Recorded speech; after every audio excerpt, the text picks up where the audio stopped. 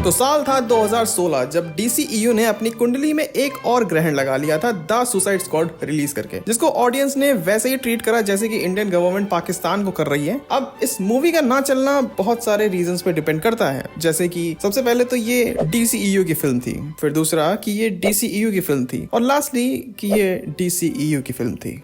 अगर अभी तक तुम वीडियो में बने हुए हो तो शायद तुम मार्वल के फैन हो। तो रिसेंटली आई थंडरबोल्ट फिल्म ने ना कि सिर्फ अच्छी रेटिंग कमाई है, बल्कि एक्चुअली में वो एक अच्छी फिल्म है, लोगों को पसंद आ रही है, और मूवी में कोई भी फालतू का वोकिज्म नहीं है, जबरदस्ती फीमेल लीड को पुश नहीं करा जा रहा है स्क्रीन पर, सिली जोक्स हैं, मगर इतना तो चलता है भाई, मार्वल की फिल्म है। मुझे तो लगने लगा था कि सलमान खान और मार्वल का कमबैक होगा ही नहीं इस साल। चलो खैर, एक ने तो गलत प्रूफ करा मुझे। अब थंडरबोल्ट्स और सुसाइड स्क्वाड में बहुत सारी सिमिलरिटीज हैं, जैसे कि दोनों में ही एक फीमेल कैरेक्टर है जिस पर ज्यादा फोकस करा जाता है। दोनों ही फिल्म्स में फ्लैशबैक्स के थ्रू कैरेक्टर का पास्ट दिखाया हुआ है। दोनों ही फिल्म में एक ऐसा विलन है जिसकी पावर सबसे ज्यादा है और जिसको हराने के लिए ताकत नहीं बल्कि दिमाग लगता है। और इन सबसे ऊपर कि इन दोनों ही मूवीज में एक ऐसी टीम्स हैं जो पहले विलेंस हुआ करते थे लेकिन बाद में वो हीरोज बन गए। लेकिन एक फिल्म आसमान छू रही है और दूसरी जब आई थी तो जमीन पे मिट्टी चाट रही थी। तो आज मैं इसी के बारे में बात करने वाला हूं कि इतनी सिमिलरिटीज होने के बावजूद भी सुसाइड स्क्वाड फेल क्यों हो गई, या मैं कहूं कि थंडरबोल्ट्स ने क्या सही कर दिया जो सुसाइड स्क्वाड गलत कर गई। तो शुरू किया जाए। तो पहले बात करते हैं सुसाइड स्क्वाड के बारे में। क्यों? क्योंकि वो पहले आई थी, हम पहले पैदा हुए थे, और DCEU की ये पहली फिल्म थी जो कि जैक स्नाइडर ने डायरेक्ट नहीं करी है। एक्चुअली वो WB वाले टेस्ट कर रहे थे कि कहीं जैक स्नाइडर पनौती तो नहीं है। ये फिल्म के राइटर और डायरेक्टर दोनों ही थे डेविड अय्यर, जहां डेविड ने अपनी स्टोरी लिखी थी जो अगर फॉलो होती तो हमें ये दिखाया जाता कि स्टीफन वुल्फ था जो कि एन्चेंट्रेस को कंट्रोल कर रहा था, और फिर एन्चेंट्रेस अर्थ पर एपोक्लिप्स के लिए रास्ता खोल देती। लेकिन जब जैक स्नाइडर ने ये डिसाइड करा कि वो जस्टिस लीग में स्टीफन वुल्फ को एज अ मेन विलन रखेंगे, तो WB वालों ने डेविड को फोर्स करा कि वो अपनी कहानी में चेंजेस करें, और बिना उफ करे उस बंदे ने स्टोरी में चेंज करा, दोबारा से शूट करा, और सब कुछ बहुत ही सही चल रहा था। फिर 2015 के सैन डिएगो कॉमिक कॉन में सुसाइड स्क्वाड का जो ट्रेलर दिखाया गया था वो ऑनलाइन लीक हो जाता है बहुत ही गंदी सी क्वालिटी में। तो WB वाले सोचते हैं क्यों ना इसको HD में रिलीज कर दिया जाए। तो जब ट्रेलर रिलीज हुआ तो लोगों को ठीक ही लगा, क्योंकि मूवी रिलीज होने में टाइम था, तो उम्मीद थी कि ये लोग थोड़ा सा और भी उसको इम्प्रूव कर देंगे। लेकिन फिर आ गई Batman versus Superman dawn of justice, जिसको क्रिटिक्स ने काफी डार्क और ग्रिटी बोला, और ये सुनते ही WB वाले सनक गए। तो WB वाले डेविड के पास गए और बोलो पेंसिल तुम्हारी स्क्रिप्ट कैंसिल, कि एक काम करो, ये जो तुम बना रहे हो ना इसमें चुटकुले डालो, इसको चंपक बना दो।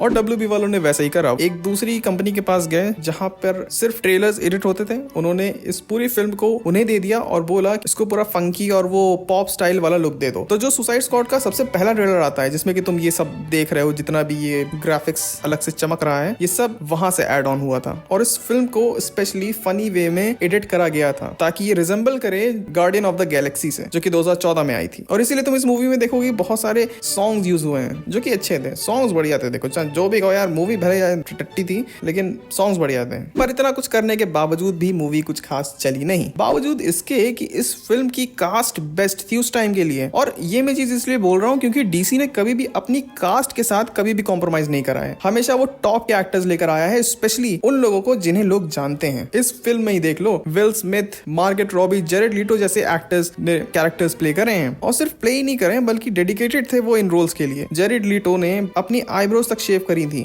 आईब्रोज कौन शेव करता है यार? इससे पहले मैंने वोल्डेमॉर्ट को देखा था बिना आईब्रोज के।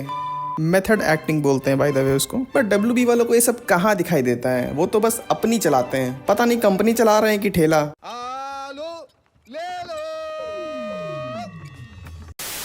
और इस मूवी का मेन सेलिंग पॉइंट था जोकर, जो DC का ग्रेटेस्ट विलेन है। और हीथ लेजर के पोर्ट्रेयल के बाद फैंस के अंदर जोकर की फॉलोइंग और भी ज्यादा बढ़ गई थी। अब ये रोल जो जेरेड लीटो प्ले करने जा रहे थे वो जोकर का तो था, बट वो एक डिफरेंट काइंड ऑफ जोकर का था, लेकिन वो फैंस को पसंद नहीं आया। और मेरा उन फैन से सवाल है, अगर तुम ये वीडियो देख रहे हो तो तुम किसे प्रेफर करोगे, जो हीथ लेजर के स्टाइल को मिमिक करता है या फिर जो अपना कुछ यूनिक करता है? ये शायद इस वजह से भी हुआ कि उस टाइम पर लोग मल्टीवर्स से वाकिफ नहीं थे, थे। और आयरनी ये है कि सेम जोकर को 6 साल बाद देखकर यही फैंस वापस आने को बोल रहे थे। लेकिन गलती ना तो फैंस की है, ना ही जेरेड लीटो की है, और ना ही पूनम पांडे की है। गलती है WB वालों की। ऐसा बोला जाता है कि जोकर के बहुत सारे सीन्स थे पर वो कट कर दिए गए थे, थिएट्रिकल कट से वो उन्हें निकाल दिया गया था, क्योंकि वो मूवी को, जैसा मैंने बताया, कि वो एक लाइट हार्टेड फिल्म बनाना चाहते थे, जो कि कभी वो ओरिजिनली थी ही नहीं। अगर तुम ओरिजिनल प्लान देखोगे डेविड एयर का, तो वो काफी डार्क था। जैसे कि DCU की मूवीज जो सबसे पहला वो जो थीम कैरी कर रही थी, वो उसी थीम को कैरी करता था।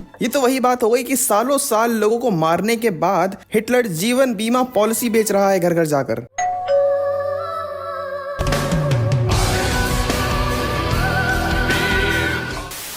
और मेरे हिसाब से अगर सुसाइड स्क्वाड में एन्चेंट्रेस की जगह जोकर को मेल विलन रखा होता तो ज्यादा बेहतर होता। मतलब एन्चेंट्रेस कौन है, क्या करना चाहती है, उससे हमें घंटा फर्क नहीं पड़ता है। मुझे तो जोकर देखना था। बट अपार्ट फ्रॉम जोकर इस फिल्म में और भी बहुत सारी प्रॉब्लम्स थी, लाइक WB।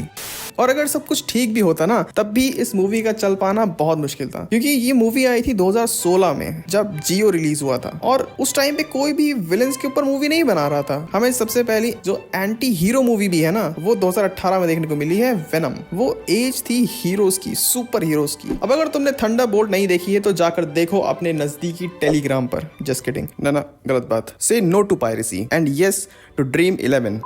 स्पॉयलर्स हैं आगे, तो जरा बच के। अब थंडरबोल्ट्स बहुत गलतियां ठीक कर लेती है जो कि सुसाइड स्क्वाड ने करी थी, बस सुसाइड स्क्वाड के 9 साल बाद रिलीज होने से। थंडरबोल्ट में जितने भी हमें टीम में कैरेक्टर्स दिखाए हुए हैं, अगर बूबी को साइड रख दें तो बाकी सारे कैरेक्टर्स के बारे में हमें मालूम था। येलिना और रेड गार्डियन को हमने ब्लैक विडो से देखा है, US एजेंट को हम falcon and the winter soldier से देखते आ रहे हैं, घोस्ट को हमने एंटमैन 3 में देखा है। तो हम ऑलरेडी जानते हैं कि इन कैरेक्टर्स का नेचर कैसा है, इनका पास्ट क्या है, क्या कांड कर चुके हैं ये लोग। तो मूवी को अच्छा खासा टाइम मिल जाता है फिल्म की स्टोरी पर फोकस करने को, सेंट्री की स्टोरी पर फोकस करने को। और अगर मैं ऐसा बोलूं कि ये थंडरबोल्ट मूवी एक्चुअली में सेंट्री की स्टोरी है, तो ये गलत नहीं होगा। मैं तो ये सोच रहा हूँ कि एडम वॉरलॉक और सेंट्री के बीच में कन्वर्सेशन कैसा होगा। एक बालों में डाई लगाता है, एक मुंह पे डाई लगाता है।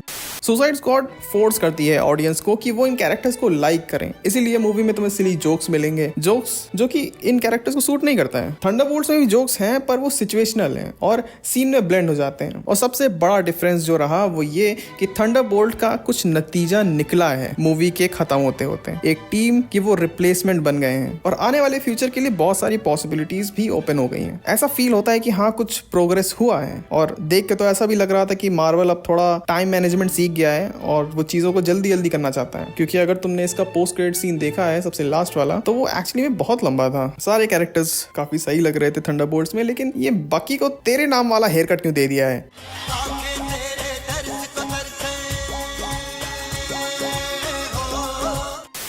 So that's it for this video. चलो अब मैं जा रहा हूँ GTA 6 डिवाइडेड बाय 2 खेलने, क्योंकि एडिटिंग करते करते ये खबर आई है कि GTA 6 इस साल भी रिलीज नहीं होगा। और अगर तुम स्टैनली का सच जानना चाहते हो तो लेफ्ट वाली वीडियो देखो, और अगर तुम ये जानना चाहते हो कि एंड गेम में आखिर कौन कौन सी प्रॉब्लम्स थी तो राइट वाली वीडियो देखो। अब मैं मिलूंगा तुमसे किसी और वीडियो में, तब तक के लिए बाय। मैं GTA 6 के लिए क्यों इंतजार कर रहा हूँ, मेरे पास तो PS5 भी नहीं है।